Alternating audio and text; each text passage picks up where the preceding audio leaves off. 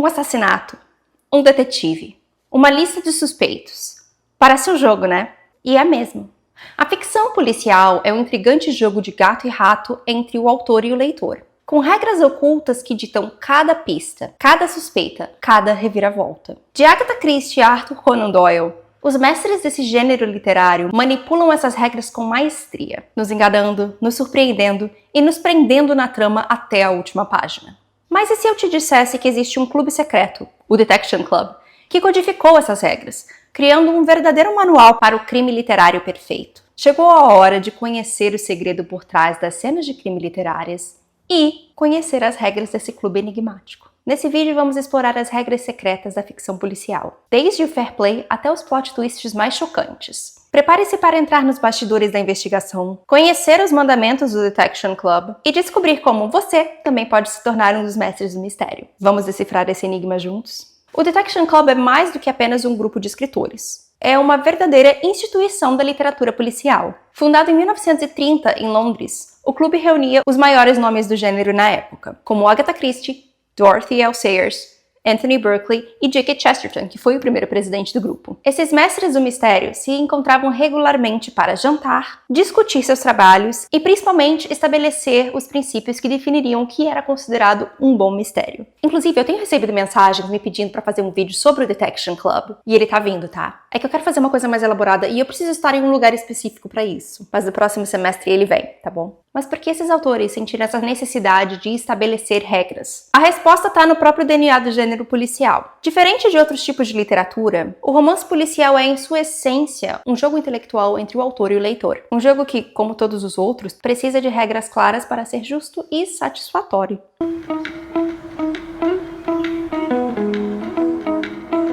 Todo bom romance policial possui um ritmo que é fácil de reconhecer. A trama pode ter reviravoltas inesperadas e os personagens podem surpreender, mas existem certas estruturas e tropos que se repetem em grande parte da ficção policial da primeira metade do século XX. Alguns foram parodiados a ponto de se tornarem clichês, como aquele velho foi o mordomo que matou, mas geralmente estão presentes, fornecendo ao autor algumas restrições criativas e ao leitor uma bússola para se guiar na história. Mesmo que você não seja um grande leitor de mistérios, esses princípios fundadores do gênero são tão familiares que você até conseguiria nomear alguns. Nada de sobrenatural, nada de gêmeos secretos, nada de apresentar pistas para o leitor só no capítulo final. A lista continua. Mas como esses preceitos acabaram ficando tão ligados aos livros da Era de Ouro da ficção policial? E o que acontece quando essas regras são quebradas? Porque elas são.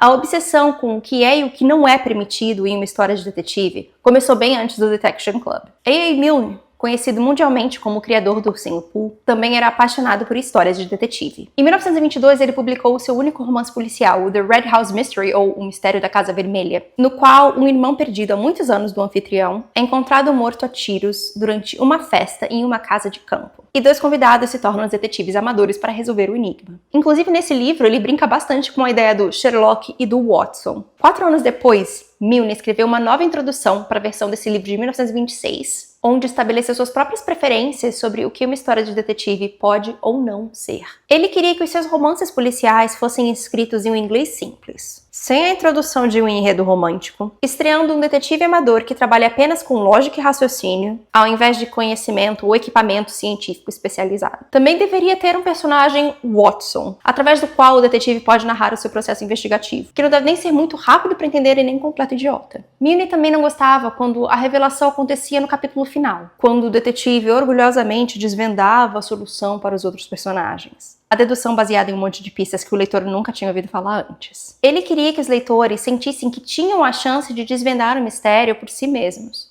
Que as pistas importantes fossem dissolvidas ao longo da história para que os leitores inteligentes descobrissem quais as pistas eram de fato importantes para o final do livro. O crítico de arte que virou o juiz do crime. 2 anos depois, nos Estados Unidos, o crítico de arte Willard Huntington Wright publicou um ensaio chamado 20 regras para escrever histórias de detetive. Ele concordava com Milne quanto à ideia de um romance na história, sobre a transparência das pistas e a racionalidade do detetive. Mas também tinha algumas regras mais específicas. Nada de sociedades secretas, nenhum assassino que também seja empregado doméstico, nenhum criminoso profissional, nenhuma sessão espírita falsa, nenhuma carta codificada e nenhuma bituca de cigarro como evidência. A lista é longa e o mais interessante é que essas regras foram quebradas das formas mais diferentes pelos maiores escritores do gênero. Por exemplo, a própria Agatha Christie usa de cartas codificadas em Os Crimes do ABC. Mas vamos falar dela e de outros autores quebrando regras mais pra frente.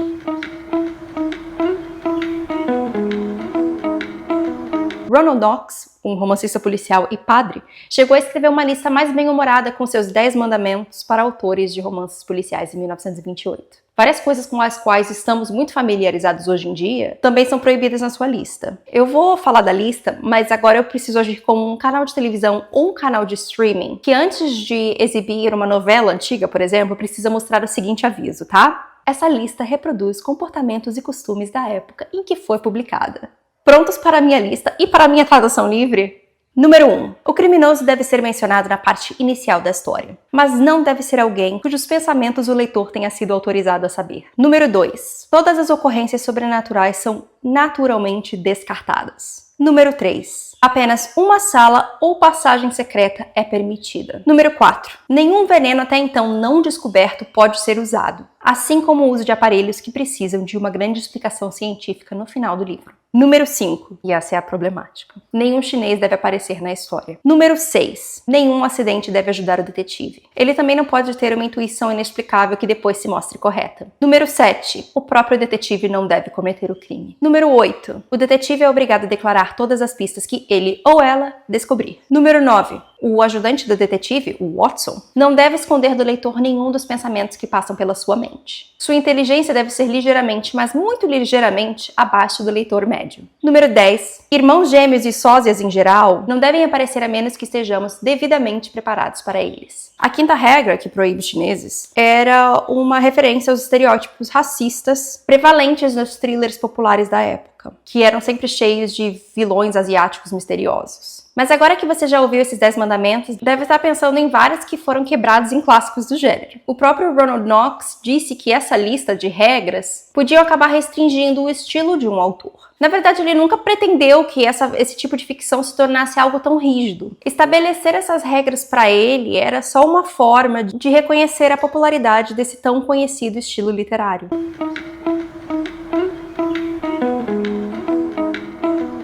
Embora diversas listas como essa existissem, uma coisa elas sempre tinham em comum: o fair play, o jogo justo, o jogo justo. Essa ideia era tão importante e ainda é, que acabou fazendo parte da Constituição de 1932 do Detection Club. Lá, eles dizem ser um demérito em um romance policial se o autor não joga limpo com o leitor. O tipo de romance policial que mais se adere ao fair play é o quebra-cabeça clássico, onde toda a cena do crime é descrita ao leitor para que ele possa formar suas próprias conclusões a partir do que o detetive encontra em seu caminho.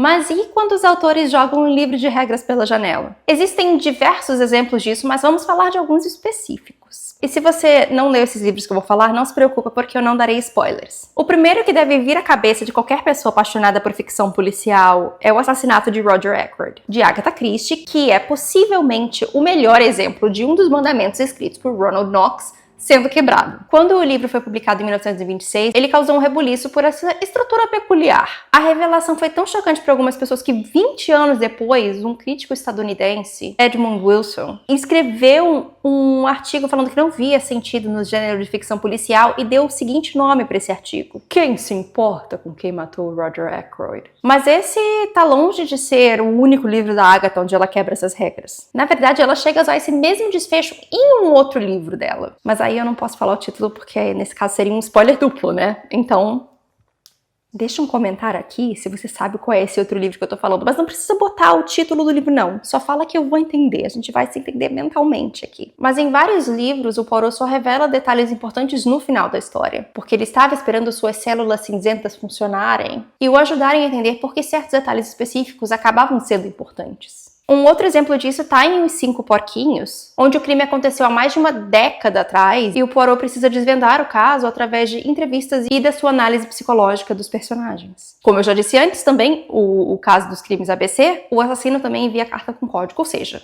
ela gostava de quebrar umas regras.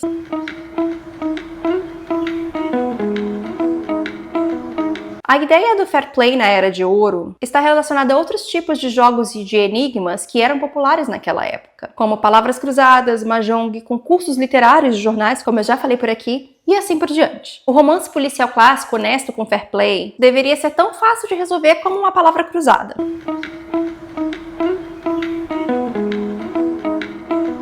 Mas é aí que nós voltamos para o Detection Club. Porque para entrar para o grupo, existe uma cerimônia de iniciação com direito a um juramento que também apresenta uma variação dessas regras. E só para deixar bem claro, isso acontece até hoje. Os novos membros precisam aceitar essas regras enquanto colocam a mão em cima de uma caveira chamada Eric.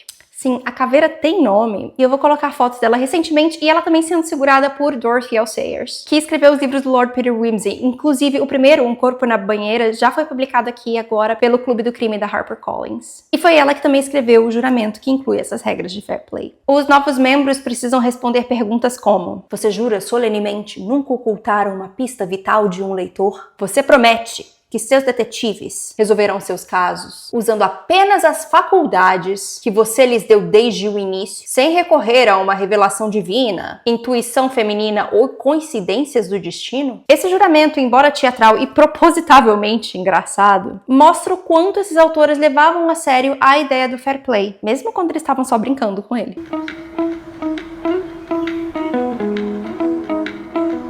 Para entender melhor como essas regras funcionavam na prática, vamos falar rapidinho de mais dois exemplos clássicos. O Mistério dos Chocolates Envenenados, de Anthony Berkeley, recentemente publicado na coleção do Clube do Crime. Nesse livro, o Berkeley leva o conceito de fair play ao extremo, apresentando 6 soluções diferentes para o mesmo crime, todas perfeitamente plausíveis, baseadas nas revelações apresentadas no próprio livro. Essa é uma obra muito legal, porque você vê que o Berkeley estava quase que se exibindo, criando todas essas soluções diferentes. Durante a sua carreira, ele quebrou diversas regras, e um outro exemplo disso é o Malice Aforethought, que eu também vou deixar aqui no card o vlog onde eu leio esse livro. O legal desse é que desde o início a gente sabe quem é o assassino, porque a gente tá na cabeça dele o tempo todo. O The Hollow Man, ou uma tradução livre, O Homem Oco, do John Dickson Carr, é talvez o melhor exemplo de quarto trancado, onde uma vítima é encontrada morta em uma sala trancada por dentro, sem nenhuma forma do assassino entrar ou sair. O Carr, ele inclui uma cena muito interessante onde o seu detetive, o Dr. Gideon Fell, literalmente para a narrativa para discutir todas as possíveis soluções para um mistério de quarto fechado. Quase que um manual para o leitor. Na verdade, o John Dickson Carr, ele é o mestre desses mistérios de quarto trancado. E eu espero que alguém traduza os livros dele para português, porque eles são muito divertidos.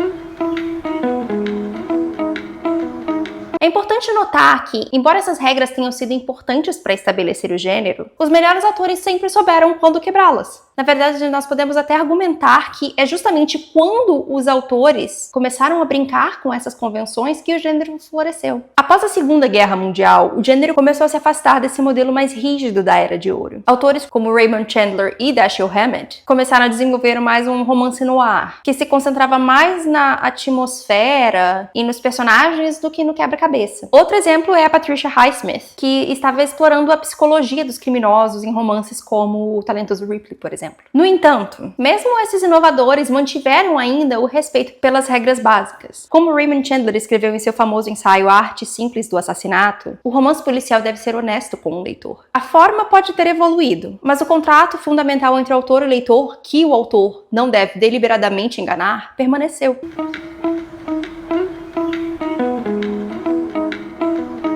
Hoje o romance policial é um dos gêneros mais diversificados e populares da literatura. Temos desde thrillers psicológicos complexos até os cozy mysteries, ambientados em pequenas vilas inglesas, ou aquele noir brutal escandinavo. As regras do Detection Club podem parecer antiquadas para alguns, mas o seu espírito de respeito pelo leitor e pela integridade do quebra-cabeça ainda permeia o gênero. Autores contemporâneos como Gillian Flynn, Tana French, Louise Penny e muitos outros continuam a brincar com as expectativas do leitor, mas o fazem dentro de um quadro que reconhece as tradições do gênero. Esses autores sabem que o leitor não está lá apenas para ser surpreendido, mas para participar ativamente da resolução do mistério. E talvez seja isso que faz com que o romance policial seja um gênero tão duradouro. Não é apenas uma história que nós consumimos passivamente, mas um jogo do qual nós também estamos participando. As regras desse jogo podem mudar, podem evoluir, mas o jogo em si, o duelo de inteligência entre o autor e o leitor, permanece o mesmo.